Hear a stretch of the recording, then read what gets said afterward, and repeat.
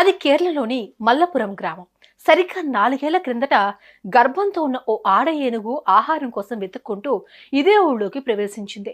ఆ మూగ జీవాన్ని గమనించిన ఓ వ్యక్తి ఎవరూ ఊహించని దారుణానికి ఒడిగట్టాడు. తన దారిన అది పోతూ ఉండగా ఆ దుండగుడు ఆ ఏనుగుకు పైనాపిల్ పండు ఆశ చూపాడు. దీంతో ఆశతో ఆ ఏనుగు ఆ వ్యక్తి వద్దకు వెళ్ళింది. కానీ ఈ దుర్మార్గుడు ఆ పైనాపిల్లో పేలుడు పదార్థాలు అమర్చి ఆ పండును ఆ ఏనుగు నోట్లో పెట్టాడు. అది నోట్లో పెట్టుకుని నమిలే క్రమంలో ఆ పదార్థం ఏనుగు నోట్లో పేలడంతో పెద్ద శబ్దం వచ్చింది. దీంతో ఆ జంతువు నోట్లో నుంచి ధారగా రక్తం కారడంతో ఆ ఏనుగు అక్కడికక్కడే కుప్పకూలిపోయింది. ఈ దృశ్యాన్ని చూసిన ఆ దుండగుడు వికృత ఆనందాన్ని పొందాడు.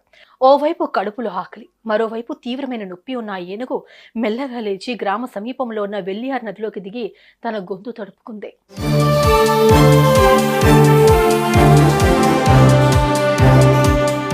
ఈ విషయం తెలుసుకున్న అటవీ శాఖ అధికారులు నదిలో